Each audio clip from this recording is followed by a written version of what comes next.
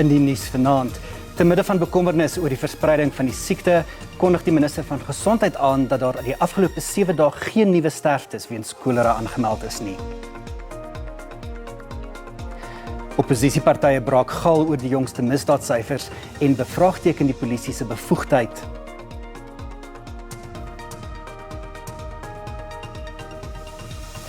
En ons vier vandag 31 Mei, Wêreld Papegaaidag.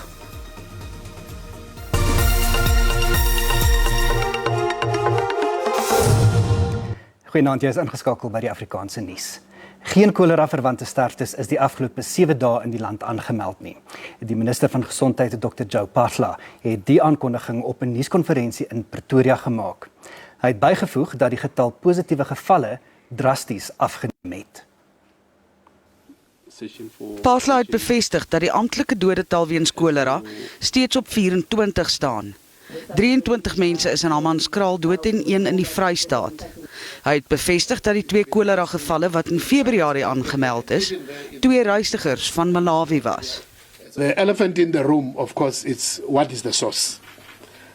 At this stage, I've gone into a bit of detail to just to indicate the fact that due to a variety of reasons, the only definite source which we could locate is the earlier outbreak of Johannesburg, which could be traced to traveling into a country which is endemic with cholera, which is Malawi.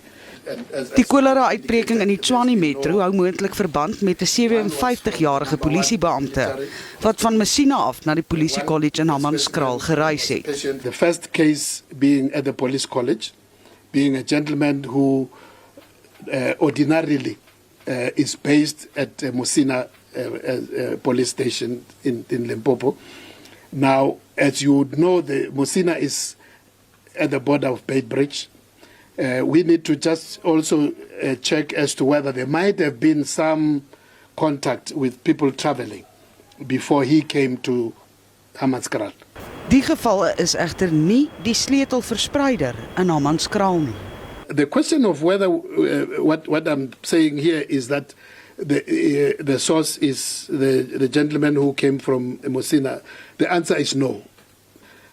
I'm just linking the trend to say we need to dip deeper into looking at the circumstances.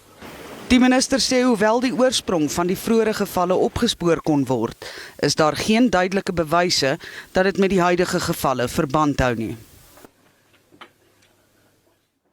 President Cyril Ramaphosa het sy begrotingsrede vir die presidentsie in die nasionale vergadering gelewer. 'n Reeks ingrypingsmaatreëls is aangekondig, insluitend 'n energie-veerkragtigheidsfonds om beurtkrag se impak op klein en mediumtermyn vir ondernemings te versag. Opposisiepartye was egter skepties oor beweringe van flink vordering met die oplossing van die land se probleme.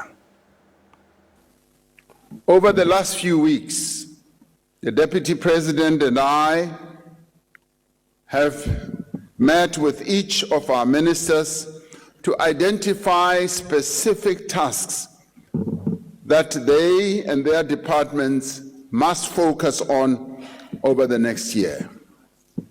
The tasks that each of my cabinet colleagues will focus on, taken together, will respond to those issues that concern South Africans the most. These concerns include the impact of load shedding on households, businesses, hospitals, water provision, food production, and all aspects of our people's lives. There's no more space or time for us to delude ourselves into believing that some cader in shining armor is going to come and save the country. South Africa is in a disaster today because we got carried away by empty promises. And if we're honest with each other, there never really was any concrete evidence that Mr. Ramaphosa could deliver any of the things that he promised. You still have people who come and applaud a president. No, president, everything else is fine. And you have got a chief whip who just talks as if there's nothing wrong. And you guys give her the highest applause for praising absolute rubbish. What nonsense is this? We are now faced with the biggest presidency of our country has ever seen. Unlike other departments over which the parliament is actually able to exercise oversight, the presidency has 4 ministers, 4 deputy ministers, a deputy president, and a president himself. Ek wil vir die agbare president sê, wat ek hoor van u is dat u die benadering het wat u van Eskom het ook met die waterkrisis in Suid-Afrika. Dis 'n fout. U skud u kop. Wat ek wil vandag vir u sê, mense kan sonder elektrisiteit klaarkom. Ek het groot geword sonder elektrisiteit. Maar mense sterf as hulle nie water het nie of as water besoedel is. En daarom wil ek vir u vra, u moet dit as 'n dringende krisis hanteer, nie soos in die geval van Eskom nie. People have had promises that have never been fulfilled year in and year out. They are tired and they now want action. They want solutions and they want government to prove that they care and are willing to work for them. Regskenners is van mening dat die DA se pogings om die regering te dwing om die Russiese president Vladimir Putin in hegtenis te neem indien hy die BRICS-beraad in Suid-Afrika bywoon, die wind van voor sal kry. Die DA het hom gister oor die kwessie tot die Gautengse Hooggeregshof gewend. Die BRICS-beraad word in Augustus in Suid-Afrika aangebied. Die regskenner Benedict Perry sê die DA se aansoek sal bo alle waarskynlikheid nie slaag nie, omdat die DA se aansoek nie aan die vereistes voldoen vir die verkryging van 'n verklarende bevel nie. The Constitutional Court has made it clear that a declaration of rights is a discretionary remedy and that a court should avoid granting a declaratory order on questions which are merely abstract, academic or hypothetical in nature. Die DA sê die regering se onduidelikheid oor wat hy gaan doen sou Putin die land binnekom, het hom genoop om hom tot die hof te wend. Die DA se skademinister van Justisie, Glynis Breitenbach, sê hulle hoop om met die aansoek 'n herhaling van die Omar al-Bashir fiasco te voorkom. Die voormalige Sudanse president het die land in 2015 binnegekom en by 'n agterdeur uitgeglip, ondanks die strafhof se lasbrief vir sy inhegtenisneming. We're applying for a declaratory order so that there will be legal certainty as to what the obligations of the South African government are with regards to the attendance of Putin at the BRICS summit. Neutrality doesn't mean that you sort of become indifferent when serious international crimes are committed. There's no final clarity, there's no final position. The approaching of the court by the DA is not only premature, and I think it's sheer political opportunism. Suid-Afrika is 'n ondertekenaar van die Statuut van Rome. As lidland van die internasionale strafhof word daar van Suid-Afrika verwag om Putin in hegtenis te neem, indien hy in die land aankom. Ons gaan net gou 'n draai by die winkels maak, maar bly ingeskakel want die Afrikaanse nuus gaan net hierna voort.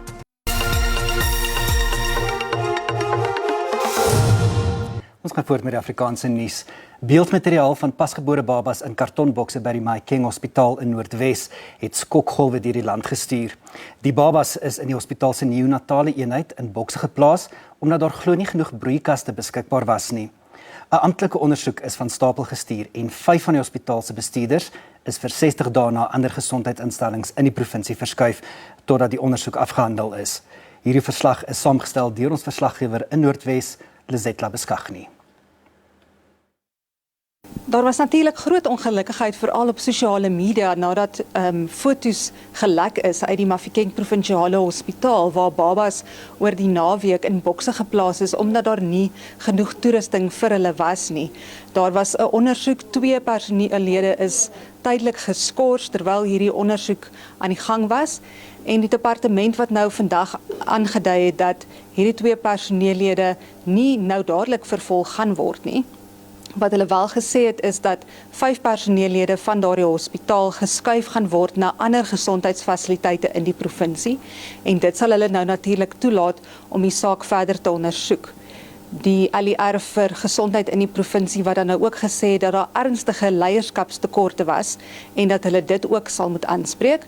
Ons het met verskeie gesondheidsunies gepraat oor hoe hulle voel oor die aankondiging wat gemaak is.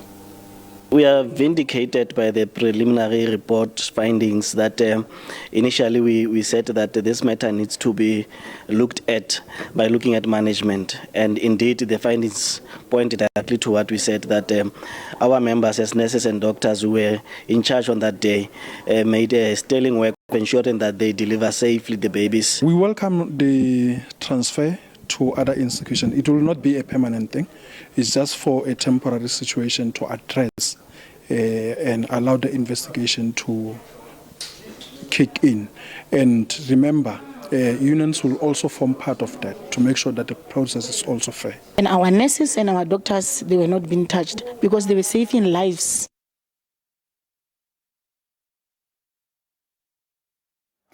Weens die goeie reën die afgelope tyd oorstroom damme langs die tuinroete en in dele van die Klein Karoo oewers. Die tuinroete dam in George en die Rubenheimer dam in Oudtshoorn is 100% vol. Die reën bring welkome verligting in veral die droë Klein Karoo. Die Oudtshoorn munisipaliteit het reeds die dorp se waterbeperkings opgehef, maar inwoners van gebiede soos Duiselsdorp en De Rust is steeds aan beperkings onderhewig. Terwyl die reën voortduur, is inwoners gewaarsku om versigtig te wees wanneer hulle brûe en paaie oorsteek. Uiteindelik is daar geen vloedskade wat aangemeld is by die brand en disaster center nie. Ons is tans besig om inspeksies te doen op al die laagwaterbrûe in die Oudtshoorn area. Die rivier, Groblersrivier is erg in vloed tans en ons verwag nog meer water wat deurkom van die Kango grotte se kant af. Ons bekommernis huidiglik ook is die publiek wat die laagwaterbrûe kruis en verby die borde gaan en die borde verontagsaam. So ons versoek die publiek asseblief om die borde gehoorsaam te wees aan die borde wat uitgesit is en nie die riviere deur te gaan nie. Die rivier is erg in vloed en daar gaan nog meer water kom. Talle nuuskieriges stroom nou na die tuinroete dam om dit vol te sien. Wel, is 'n wonderlike gesig om te sien hoe hy vol is en oorloop. In November verlede jaar het ons maar 47% water in die dam gehad. En George is veronderstel om 'n heel jaar reëngebied te wees, maar seisoene kan fluktueer. Soos verlede jaar Julie, Augustus was droog en toe dit moes gereën het. En nou my maand is veronderstel om 'n droër tyd te wees en nou het ons die reën. Maar ons was bekommerd in November se kant as ons 'n droë Desember, Januarie, Februarie gehad het, kon daar moeilikheid gewees het. Terwyl die George munisipaliteit tevrede is met die reën, sal die dorp se waterbeperkings in plek bly. Sy damkapasiteit is in 2020 met 25% vergroot. We all know that the dam is now 100% full, but in December, just last year, it was about 47%, and the rain predictions were not good. Now, we've been absolutely blessed with rain in May. To date, we've had about 161 millimeters, and the normal average for this time of the year is about 66 millimeters. But we all know that water is a scarce resource, and we cannot become complacent. Boere in die streek het ook die reën verwelkom en hoop op 'n goeie winteroes. Dr. Nandipa Magudumana, die vriendin van die veroordeelde moordenaar en verkragter Thabo Bester, wil hê die Vrystaatse Hooggeregshof moet alle aanklagte teen haar laat vaar. Magudumana voer aan dat sy onregmatig in Tansanië in hegtenis geneem is toe sy en Bester voortvlugtend was. Sy bestempel ook haar verskywing uit Tansanië na Suid-Afrika as ontvoering. Die saak word môre aangehoor in die Hooggeregshof in Bloemfontein.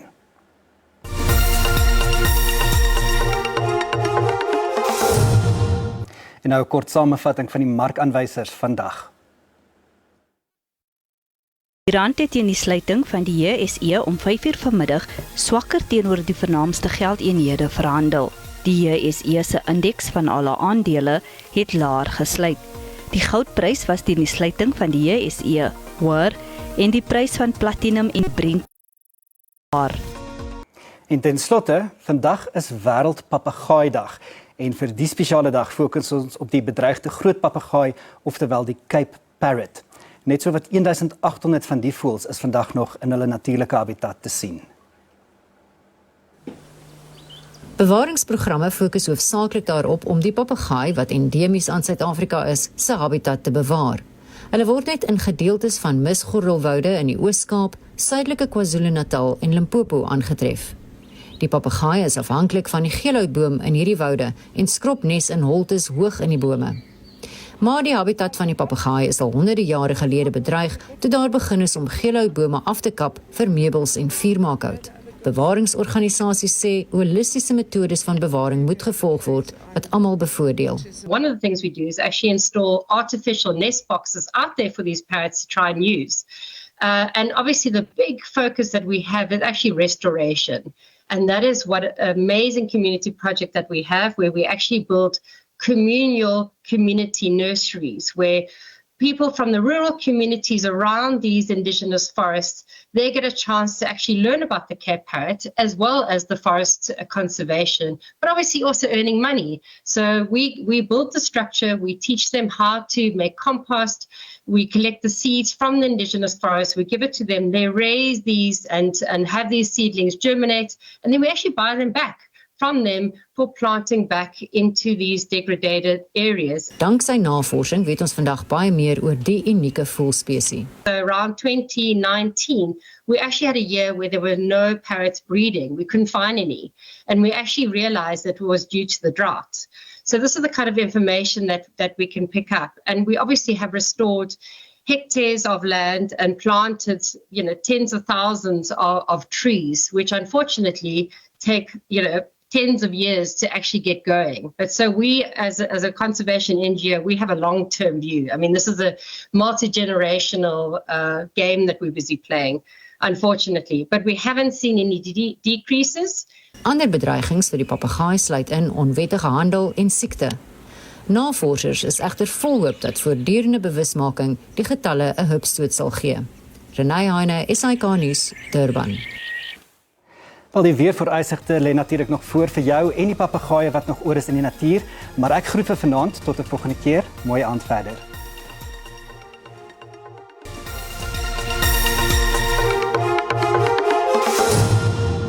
Goeienaand, dit is koud en winderig in Johannesburg. Baie welkom by die weersentrum. Vanaand verwag ons baie swaar reën oor die Oos-Kaap en KwaZulu-Natal, ligte sneeuneerslae oor Lesotho en dan sal dit feitelik oor die hele land reënerig wees, maar in die westelike helfte van die Noord-Kaap waar dit gedeeltelik bewolk sal wees. Ook 'n matige sterk wind allangs die kuslyn van Suid-Afrika. Môre steeds reën veral in die oostelike gedeeltes, sowel as die suidkus. Dit sal mooi weer wees oor die Noord-Kaap met oggendmiskolle langs die Weskus en 'n matige sterk wind langs die kuslyn van die land. Daar is 'n waarskuwing uitgereik vir baie swaar reën en dit kom voor in die Oos-Kaap, dis die oostelike gedeeltes van die Oos-Kaap, 'n gedeelte van KwaZulu-Natal en hierdie waarskuwing is vir vanaand. Dit gaan môre koud wees in Gauteng en ons kyk na die temperature daar. In Pretoria is die maksimum en dit sal in die 18 of eerder in die 10e wees. 18 is Pretoria, Carletonville 4 oornag, 16 is die maksimum, sowel as Vereniging waar die maksimum 16 grade Celsius sal wees. Dis warmer in Musina, 30 is die maksimum daar, Phalaborwa 28 en dan ook bewolk in die sentrale gedeeltes van hierdie provinsie, gedeeltelik bewolk oor Mokopane, 10 oornag, 24 is die maksimum daar. Ook koud in Mpumalanga, Carolina 17 is die maksimum, oornag in Secunda 6 en later 15 môre middag. Nou in KwaZulu-Natal en daar kyk ons na Durban wat 21 sal wees. Dit sal nat wees in Pietermaritzburg 18 is die maksimum. Kokstad oornag 2 en later 14 gaan die maksimum. Dit is nou vir môre middag. Dan in die Oos-Kaap en Klabega 22, Makanda 19, Willowmore 18 en nou is ons in die Wes-Kaap waar dit ook baie koud sal wees. Kaapstad se maksimum is 19, Mosselbaai 18 sowel as George en dit sal ook bewolk wees veral in die sentrale en die suidelike gedeeltes van hierdie provinsie. En nou in die Noord-Kaap in Appington die maksimum 19, De Aar se maksimum is 13 oornag en Sutherland 4 later 15 en nou terug in die binneland in die Vrystaat. En daar kyk ons na Bethlehem vriespunt op tot 12. Dis -1 in Wepener, -1 tot 14 waar dit ook reënerig sal wees en dan laastens in Noordwes. En dis ook koelerig daar, Ottosdal 16, Taung oornag 1 later 17, Mahikeng bereik 'n maksimum van 18 grade Celsius en dis aan al van die weersentrum. Goeienaand.